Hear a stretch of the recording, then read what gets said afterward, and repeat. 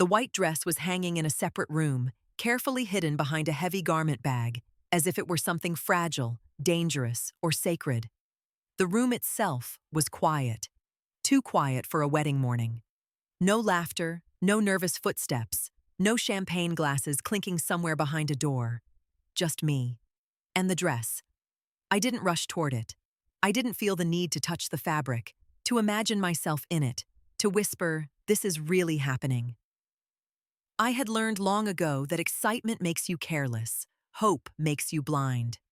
And fairy tales are for people who were protected growing up. I unzipped the garment bag slowly, deliberately, like I was opening evidence rather than a wedding dress. That was when I saw the stains. At first, my brain refused to register them. Black streaks across white silk didn't make sense.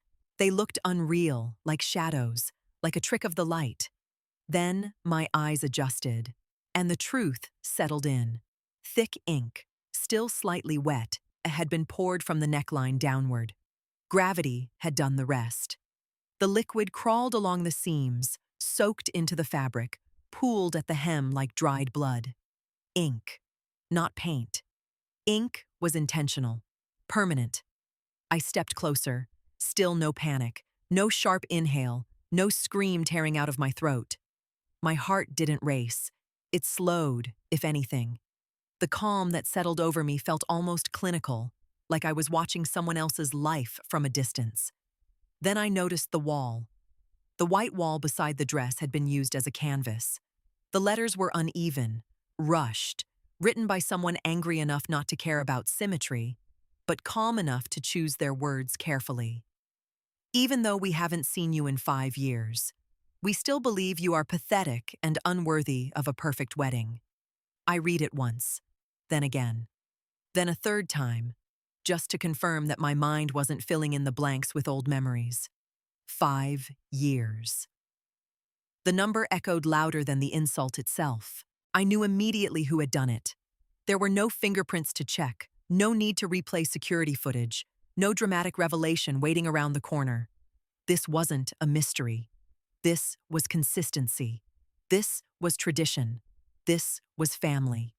And strangely, I felt nothing. No betrayal, no heartbreak, no urge to sit on the floor and cry until someone found me. The reaction people expect in movies never came. Instead, I felt the same emptiness I used to feel as a child when another carefully delivered sentence landed exactly where it was meant to.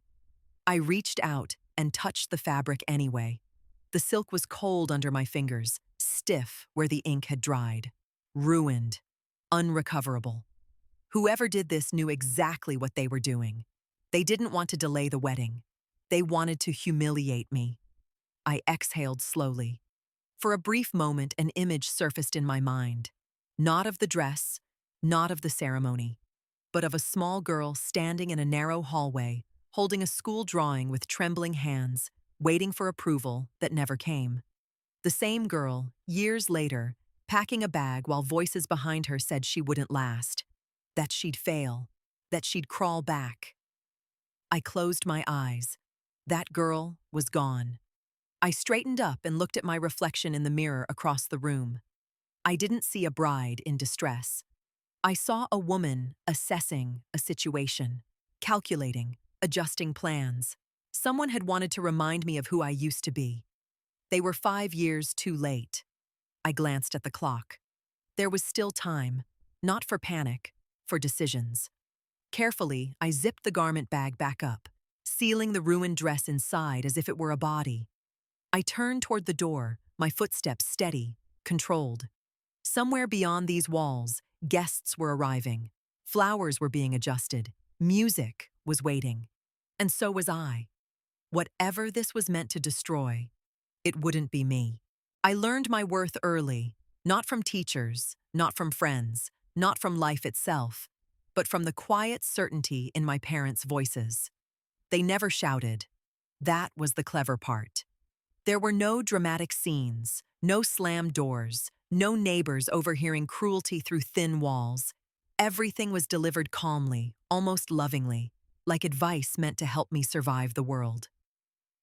"You're not lazy," my mother would say, watching me struggle with homework.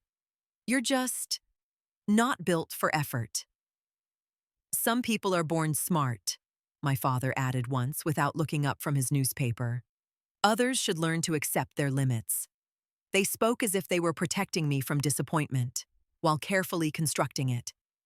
Every comparison was subtle. A cousin who studied better, a neighbor's daughter who already had a boyfriend, a classmate who at least knew how to behave like a girl. I was never yelled at for failing. I was pitied. And pity is far more destructive. "Don't dream too big," my mother said when I mentioned college. "You'll only hurt yourself." "Marriage?" My father laughed softly once. "First, someone would need to want you." I learned to smile at those words. I learned that flinching only encouraged more.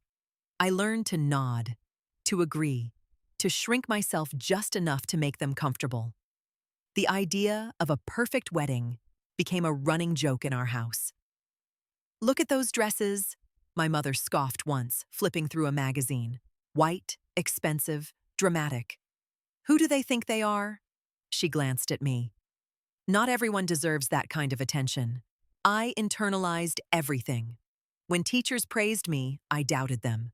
When classmates invited me somewhere, I assumed it was out of politeness. When someone looked at me too long, I wondered what flaw they had noticed. By the time I was 16, I had mastered the art of being invisible. Invisible girls don't disappoint. They don't demand. They don't dream of ceremonies or love or futures that require someone else's faith. Invisible girls are safe. At family gatherings, relatives ask the same questions. "So, what are you planning to do with your life?" Before I could answer, my parents usually did it for me. "She's still figuring things out," my mother smiled apologetically. "We're not expecting much," my father added lightly. "As long as she doesn't cause trouble." Laughter followed. Gentle, polite, crushing. At night, I stared at the ceiling and imagined versions of myself that didn't exist. Confident, decisive, chosen. But in the morning, those versions dissolved under reality. Reality had rules, and I had already been assigned my role, the girl who would never make it. It became a prophecy. And prophecies are dangerous, because eventually you start proving them right just to keep the peace. I stopped arguing, stopped defending myself, stopped correcting them when they were wrong. Silence became easier than resistance. And in that silence, something hardened. Not anger, not rebellion, acceptance. That was the version of me they raised. A girl who believed that disappointment was her natural state, and that asking for more was a form of arrogance. Years later, standing in that quiet room with ink dripping down my wedding dress, I realized something with perfect clarity. They hadn't ruined my confidence that morning. They had only tried to resurrect a version of me that no longer existed. The girl who believed she would never make it had already disappeared the day I packed my bag and walked out the door. They just never noticed. The day I left, nothing dramatic happened. No arguments, no slammed doors, no last-minute apologies that arrived too late to matter. I woke up early, before anyone else. The house was still asleep, frozen in that gray moment before morning fully commits. I moved quietly, not because I was afraid of waking them, but because I didn't want witnesses. Leaving was something I needed to do alone. My bag was already packed, not much fit inside it. A few clothes, documents, a toothbrush, and a small notebook I had never shown anyone. Everything important had already been stripped away from me long before that morning. I stood in my room for a moment, scanning the walls like a stranger. There were no posters, no photos, no signs of a life being lived. I had learned early not to attach myself to things. Attachments give people leverage. In the kitchen, my mother was sitting at the table, drinking her coffee. She looked up when she heard my footsteps, her expression calm, unsurprised, as if she had known this moment would come and found it mildly inconvenient. "You're up early," she said. "I'm leaving." I expected a question. Where? Why? For how long? She asked none of them. She took another sip of coffee, watching me over the rim of the cup. You'll be back, she said evenly. Not today, not tomorrow, but you'll come back. There was no threat in her voice, just certainty, the kind that assumes time will do the convincing for her. My father didn't even come into the room. He stayed in the bedroom, the television murmuring behind the closed door. That silence said more than any goodbye could have. I nodded. Not because I agreed, but because I had learned that arguing with predictions only feeds them. I stepped outside with my bag over my shoulder. The air was cold, sharp, almost painful in my lungs. It felt real, honest. Unlike the house I had just left, which had always felt like a place where reality bent to fit someone else's narrative. I didn't look back. That was important. The first weeks were brutal. No safety net, no comforting lies, no familiar routines. Every mistake had consequences now, and every small success was mine alone. I slept where I could. I worked jobs that didn't ask questions. I learned quickly how invisible people survive, by being useful, quiet, and replaceable. There were nights I lay awake wondering if my mother was right. If eventually I would crawl back, exhausted, apologetic, grateful for any space they decided to allow me. But something strange happened instead. Each day I didn't return. The weight on my chest lightened. Slightly, gradually, almost imperceptibly. Like healing you don't notice until you realize the pain is gone. Months passed. No calls, no messages. No, are you alive? No, do you need help? The silence confirmed what I had always suspected. My absence was easier than my presence. And that realization, as cruel as it was, became freedom. I stopped waiting to be missed, stopped wondering if I should explain myself, stopped imagining what I would say if they ever asked me to come home. I built routines that didn't include them. I learned how to trust my own judgment because there was no one left to correct it. Every decision I made had consequences I had to face alone. And that responsibility reshaped me faster than any encouragement ever could. One evening, sitting on a narrow bed in a rented room, I looked at my reflection in the dark window and barely recognized myself. I looked thinner, sharper, older. But there was something else too, something steady behind my eyes, a presence.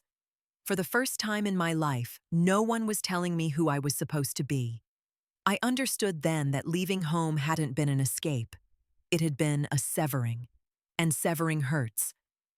But it also stops the bleeding. I didn't know yet where I was going. I didn't have a plan detailed enough to feel safe. But I knew one thing with absolute certainty. Whatever I became next would be built without their permission. The service did not care who I had been. It didn't ask where I came from, who my parents were, or why I had chosen this path.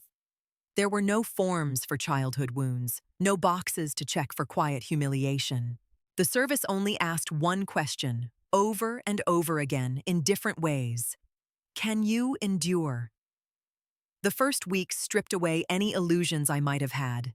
Cold became a constant companion, not the dramatic cold of winter storms, but the kind that seeps into your bones and stays there. Sleep came in fragments. Hunger was normalized. Pain was treated as information, not an emergency. There were no girls and boys, no weak and strong, only those who kept up and those who didn't.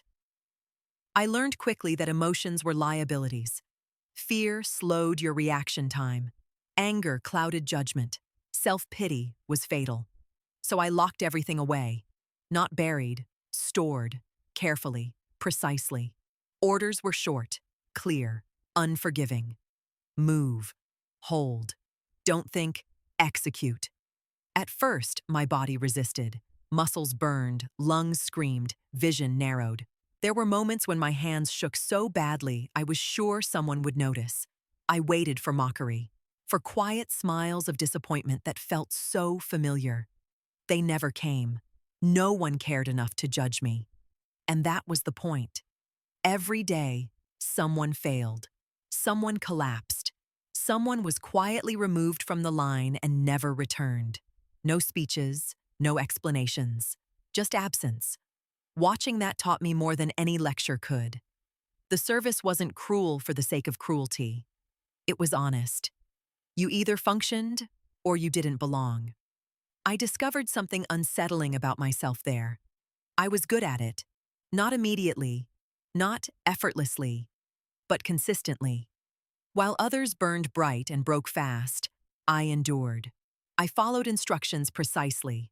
I didn't rush. I didn't complain. I absorbed pressure like it was familiar. Because it was. Years of emotional restraint had trained me better than any preparation ever could. When instructors pushed us past exhaustion, others cursed or begged or snapped back. I went quiet. Silence had always been my armor.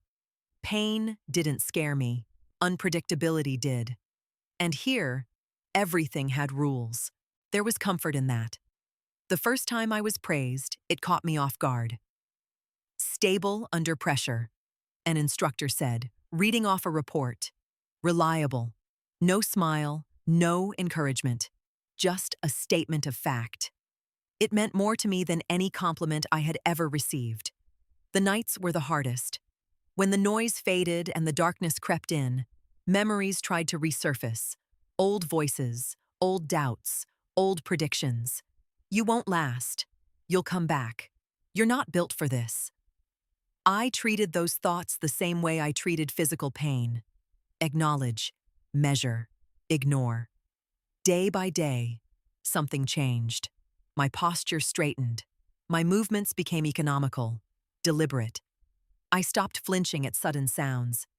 I learned to read rooms instantly. Who was confident? Who was hiding fear? Who would break first? The service didn't give confidence freely. It carved it. There were moments I wanted to quit, not because I couldn't continue, but because continuing meant fully letting go of who I had been. The weak girl, the invisible one, the one defined by other people's expectations. Becoming someone new meant killing that version completely. So I did. I didn't call home. I didn't write letters. I didn't leave doors open. The service demanded commitment, and I gave it everything I had. Not out of loyalty, but out of necessity. This was the first place in my life where effort had a direct result, where silence was respected, where endurance was valued. There were no fairy tales here, no promises of happiness, only clarity. And clarity, I learned, was a form of peace. By the end of the first year, I no longer wondered if I belonged. The service had answered that question for me. I did not break. And for the first time in my life, that was enough. Time in the service doesn't move the way it does in civilian life. There are no milestones that matter to anyone else, no birthdays celebrated loudly, no anniversaries counted with excitement. Time becomes functional, measured in deployments, rotations, evaluations, in what you survive and what you don't. 5 years passed without ceremony. I didn't mark them on a calendar. I didn't wake up one morning thinking it's been 5 years. The realization came quietly, during a routine review, when an officer flipped through my file and said, almost absent-mindedly, "You've been in for 5. He said it like he was noting the weather. I nodded. Inside, something settled. Those 5 years reshaped me in ways I could never have imagined when I left home with a single bag and no plan. My body changed first. Strength replaced fragility. Endurance replaced hesitation. Pain became something I negotiated with, not something that controlled me. I learned exactly how far I could go and how to push past that line when necessary. But the deeper transformation was quieter. I learned how to think under pressure, how to detach emotion from action, how to stay calm when everything around you is chaos. I learned that fear doesn't disappear. It just stops being the loudest voice in the room. Silence became my language. Not the silence of submission, but the silence of observation. I watched people carefully. I learned patterns. learned when to speak and, more importantly, when not to. Information was power, and patience was how you acquired it. There were moments of doubt, of course. Nights when exhaustion pressed down so heavily it felt like gravity had increased. Moments when the cost of endurance became visible, in injuries, in names crossed off lists, in chairs that stayed empty. I didn't allow myself to grieve loudly. Grief, like everything else, was managed. When responsibility increased, I accepted it without hesitation. Not because I craved authority, but because I understood weight. I knew how to carry it. I had been carrying invisible weight my entire life. Trust wasn't given easily in the service. It was earned slowly, through consistency, through showing up when it mattered, through not breaking when things went wrong. People learned they could rely on me. That mattered more than being liked. When the first star appeared on my shoulder, there was no celebration, no speech. An officer pinned it on, stepped back, and nodded once. "You've earned it." I felt nothing dramatic. No surge of pride, just acknowledgement. The second star came later. By then, I understood the price. It came with responsibility that followed me even in sleep, with decisions that didn't have clean answers, with consequences that couldn't be undone. I stood straight while it was pinned on, my face neutral, my breath steady. Inside, I cataloged everything that had led to that moment. The girl who had been told she was useless. The silence at the kitchen table. The packed bag. The cold mornings. The orders barked in the dark. The pain endured without witnesses. None of it had been wasted. I didn't smile when the ceremony ended. I didn't look for approval in anyone's eyes. I simply adjusted my uniform and stepped back into formation. 2 stars didn't make me invincible. They made me accountable. 5 years earlier, my parents had been certain I would come back. They had believed time would prove them right. Instead, time had done something far more inconvenient. It had changed me beyond their reach. By then, I no longer needed to prove anything, not to them, not to anyone. My life had narrowed to clarity, duty, responsibility, control. Happiness wasn't something I chased, it was something I postponed. I told myself there would be time later, when things were quieter, safer, earned. I didn't know yet that life was already preparing to test that belief. Because not long after the second star appeared on my shoulder, someone stepped into my carefully contained world who didn't belong to it at all. And nothing unsettles a controlled system like something genuine entering it unexpectedly. Michael didn't belong in my world. That was the first thing I noticed about him. Not his face, not his voice, not even the way he smiled like he wasn't guarding anything. He moved differently, too calmly, too openly, as if nothing around him required constant calculation. We met by accident. That's what people say when something doesn't fit into a plan.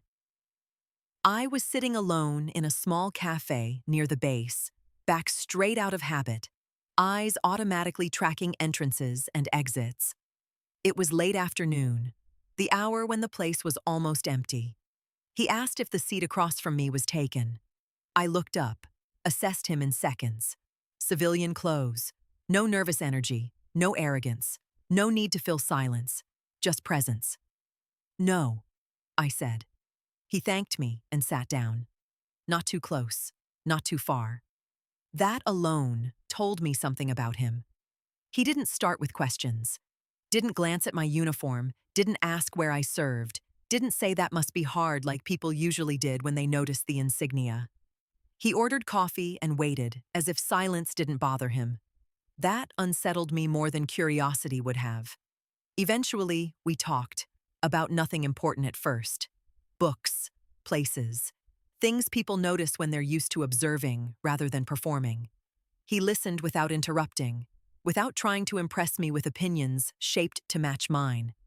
I kept waiting for the moment when he'd ask about my family. It never came. Over the following weeks, we kept running into each other, sometimes intentionally, sometimes not. He never pushed the pace, never tried to force closeness. When I canceled plans, he didn't demand explanations. When I went quiet for days, he didn't punish me for it. That was new. I was used to people wanting something from me: reassurance, availability, answers, softness. Michael didn't seem to need any of that. He accepted me exactly where I stood, without trying to pull me somewhere else. One evening, after a long day that had drained every reserve I had, I snapped at him over something insignificant. A comment, a joke. I expected distance afterward, discomfort, withdrawal. Instead, he paused, looked at me carefully, and said, "You don't owe me a better version of yourself." The words landed harder than any insult ever had. I didn't know how to respond to that kind of statement. There was no defense mechanism for it, no protocol. He didn't ask why I reacted the way I did, didn't try to unpack me. He simply stayed. That was when I realized something dangerous was happening. I was lowering my guard, slowly, involuntarily. Around him, my shoulders relaxed. My silence wasn't strategic anymore. It was natural. I didn't feel the need to constantly assess, prepare, anticipate. For the first time in years, I wasn't performing competence or strength. I was just present. He learned my routines without commenting on them. He noticed the way I scanned rooms, the way I positioned myself automatically between him and the street, the way I woke up from sleep already alert. He never mocked it, never romanticized it either. "That's part of you," he said once simply, "not something to fix." I didn't tell him about my parents, about the house, about the girl I used to be. Those stories felt irrelevant now, like memories from someone else's life. And he didn't ask.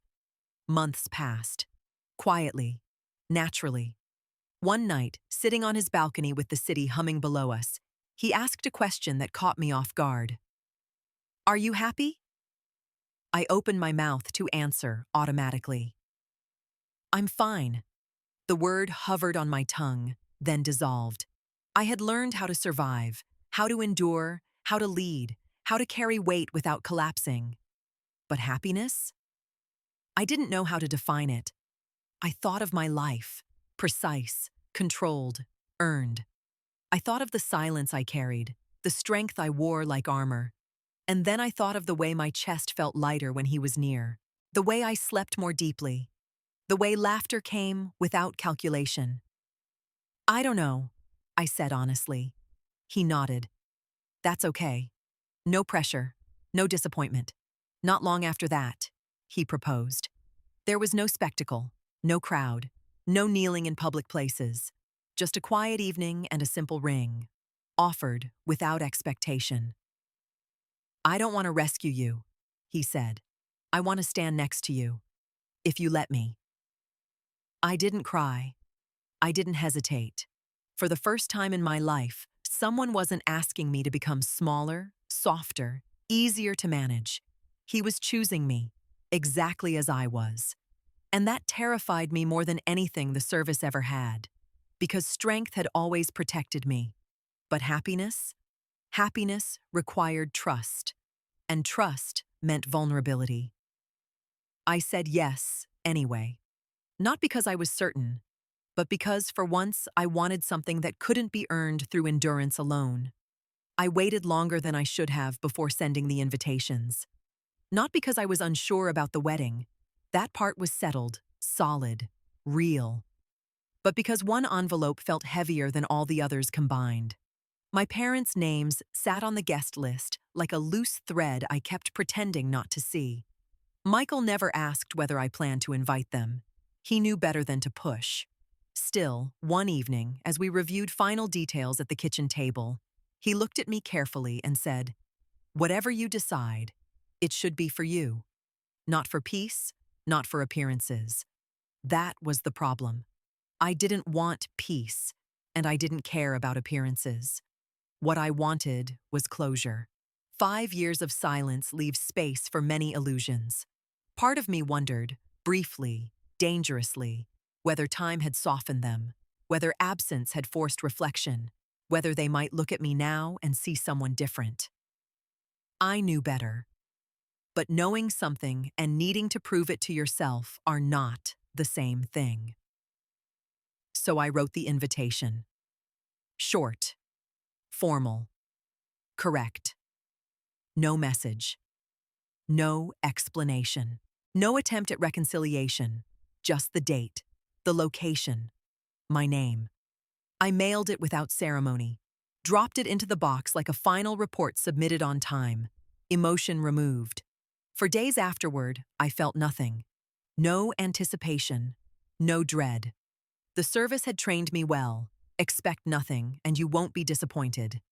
Then the response arrived. A simple confirmation. We will attend. No warmth, no congratulations, no acknowledgement of the years between us. I stared at the words longer than necessary. They hadn't refused. That alone should have told me everything. Memories surfaced uninvited. Their laughter, their disbelief, the way they enjoyed being proven right. I imagined them reading the invitation, exchanging glances, already shaping their narrative.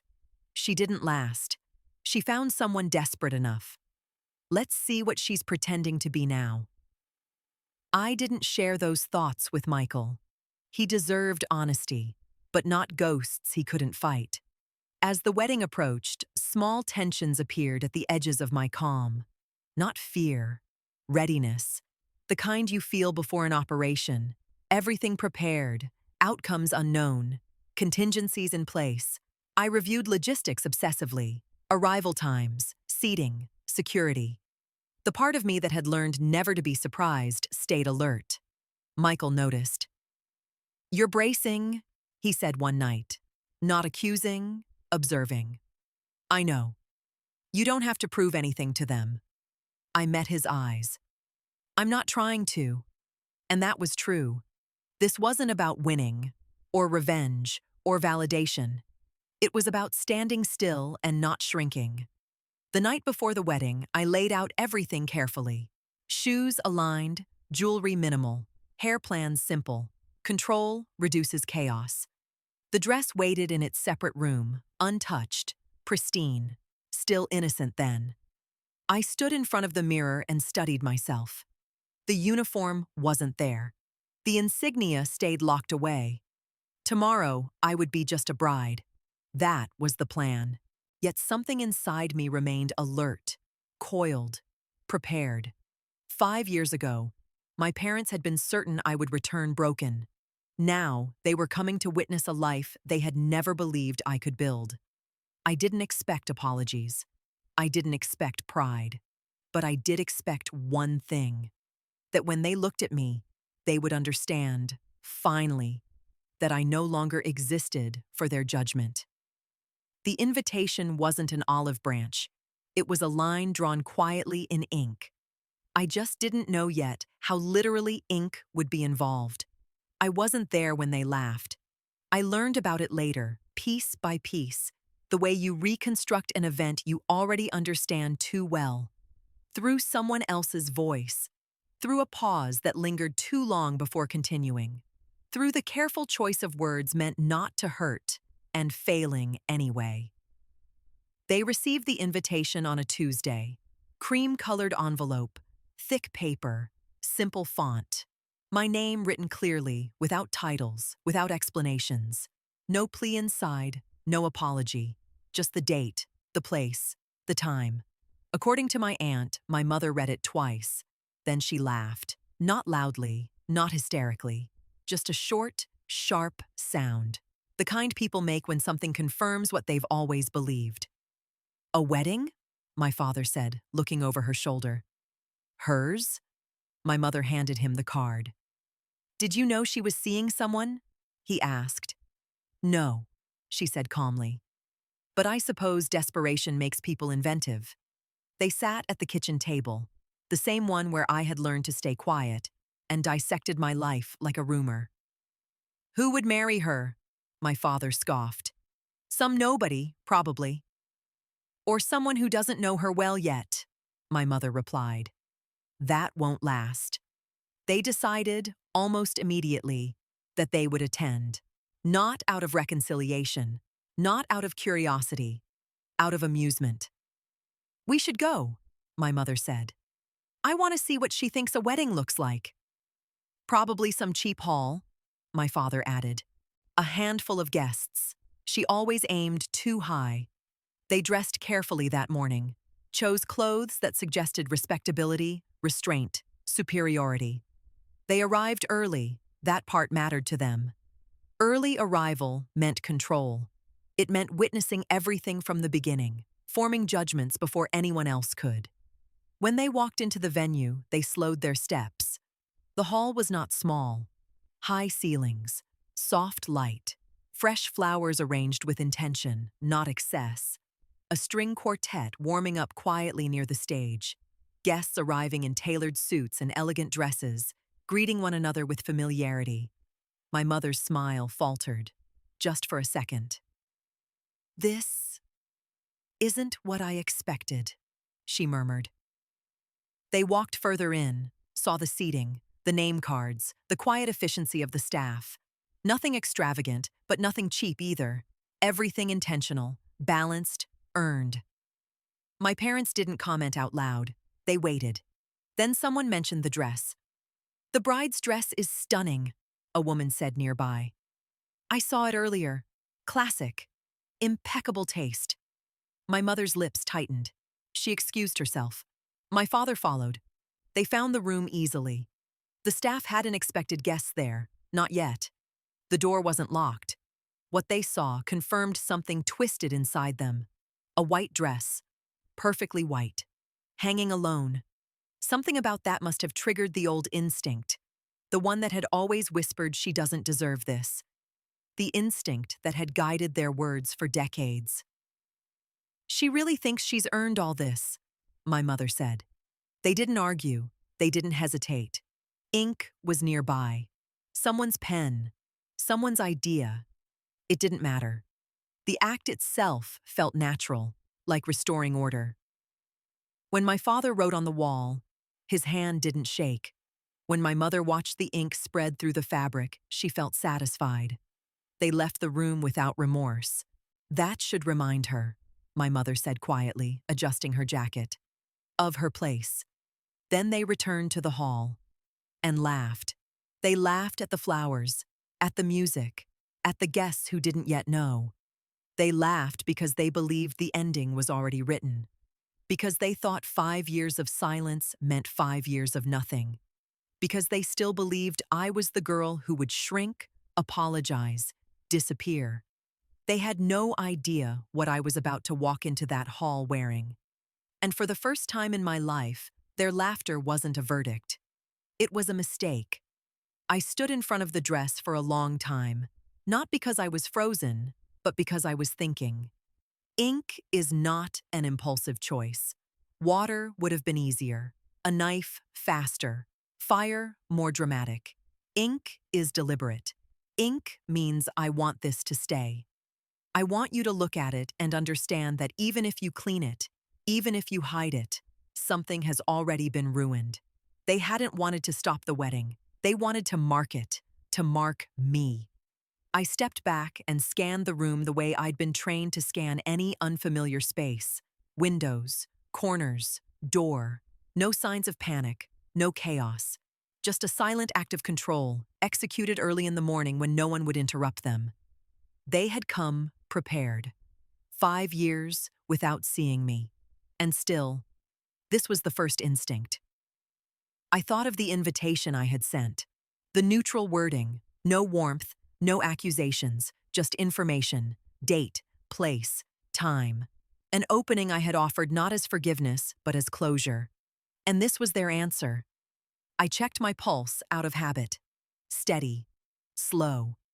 People often think revenge begins with rage, with shaking hands and blurred vision. They're wrong. Rage is loud, inefficient. Rage makes mistakes. What I felt was clarity. I didn't touch the wall again, didn't take photos, didn't call anyone. I didn't need proof. I didn't need witnesses. I had lived with their methods long enough to recognize the signature. This wasn't about the dress. This was about reminding me of my place. I walked to the window and looked out at the empty courtyard below. Staff were moving efficiently, setting up chairs, adjusting decorations. Somewhere, guests were arriving. Somewhere, Michael was probably asking why I hadn't answered my phone yet. I took a breath. Then another. The plan formed quietly, fully, without urgency. I crossed the room and opened the case I had placed in the corner earlier that morning. It hadn't been meant for this, but it would do. Inside, folded with precision that bordered on reverence, was my uniform. I hadn't planned to wear it today. I had told myself this was a different life now, that the ceremony deserved softness, that this was about love, not service, not rank, not what I had endured to get here. But plans change. I removed the civilian clothes I was wearing and put on the uniform piece by piece. Shirt, trousers, jacket. Every movement familiar, grounding. My body remembered this better than it remembered how to be a bride. When I pinned the insignia on my shoulders, my fingers paused. 2 stars. I had worn them into situations far more dangerous than this. Situations where hesitation meant casualties, where composure wasn't optional. This was no different. I straightened my posture, adjusted the collar, and looked at myself in the mirror. I didn't see a woman who had lost something. I saw a woman who had been reminded of exactly who she was dealing with. Before leaving the room, I turned once more toward the dress, the white fabric ruined by black stains, the words on the wall. "You chose ink," I said quietly, as if they could hear me. So did I. Ink records history, and history doesn't forget. I walked out into the corridor, my footsteps measured, controlled. People turned their heads, not because I was loud, but because presence has weight when it's earned. As I approached the ceremony hall, I heard voices, laughter, the low hum of expectation. And then, silence. It spread outward in waves as people noticed me, not confusion, recognition, the kind that takes a moment to process. 10 people in the room were in uniform. They noticed the stars immediately. My parents were standing near the front. They turned last. My mother's face drained of color so fast it was almost impressive. Her mouth opened slightly, then closed. My father blinked, as if the scene in front of him didn't align with the version of me he had preserved for years. "Oh my God," my mother whispered. "This can't be real." I met her gaze without expression. Ink dries, but so does certainty. And theirs was beginning to crack. When I stepped into the ceremony hall, the sound reached me first. Voices, laughter, music tuned slightly too loud, as if trying to convince everyone that joy was mandatory. For a fraction of a second, the room didn't notice me. People were focused on the flowers, on their phones, on each other. Then someone closest to the door went quiet. Another turned. And then, like a slow wave, attention shifted. I felt it without looking.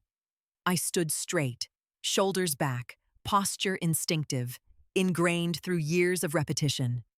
The uniform sat perfectly on my body, not ceremonial excess, not theatrical. Functional, precise. The insignia on my shoulders caught the light. 2 stars. I walked forward calmly, my boots making soft, controlled sounds against the floor.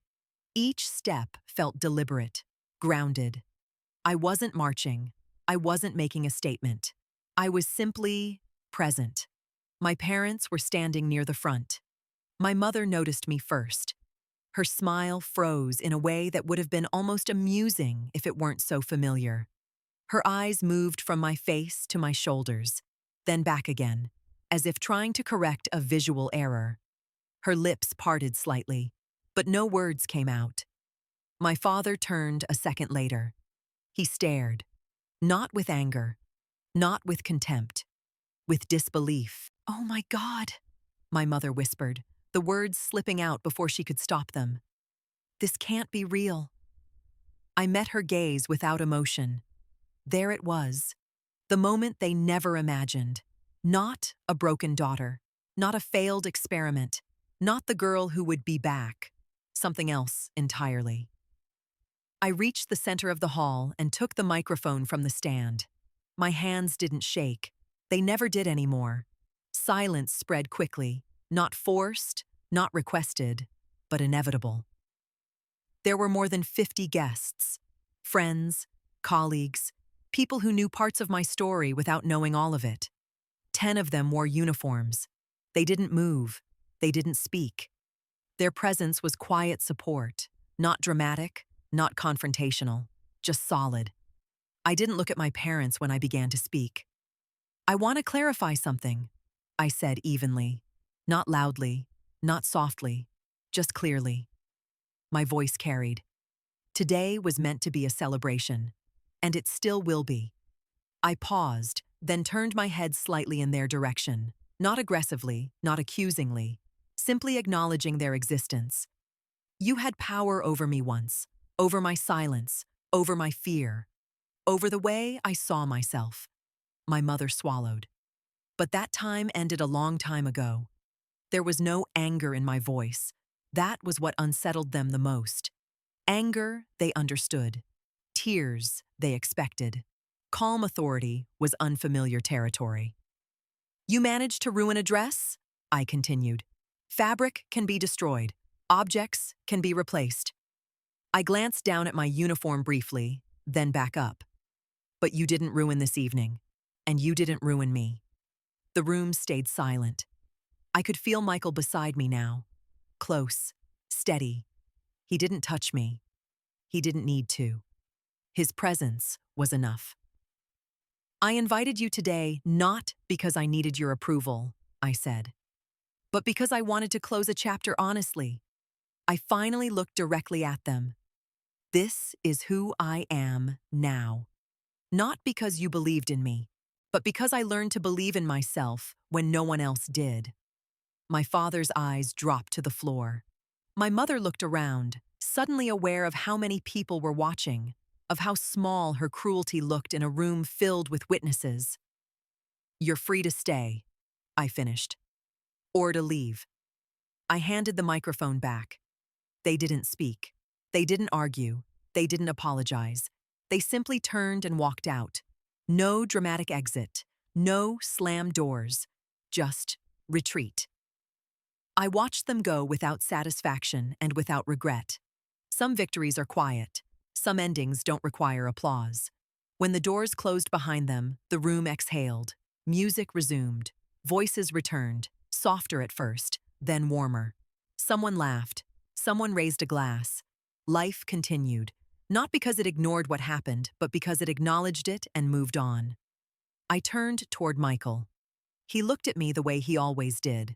Not impressed, not intimidated, not surprised, just proud. Ready? He asked. I nodded. We didn't replace the dress. I stayed in uniform. Not as a statement, but as truth. That uniform carried every version of me that had survived. The girl who left without looking back. The woman who endured without complaint. The leader who earned every inch of authority she wore. I stood beside the man who chose me without conditions. Not despite my past, but without needing to own it. Later, as the evening settled into something gentle and real, I caught my reflection in a window. 2 stars on my shoulders, a ring on my hand, and a calm certainty in my chest I had never known before. I wasn't invisible anymore. I wasn't trying to prove anything. I had built a life strong enough to stand in, and soft enough to live in. And for the first time, I didn't need to endure. I simply was.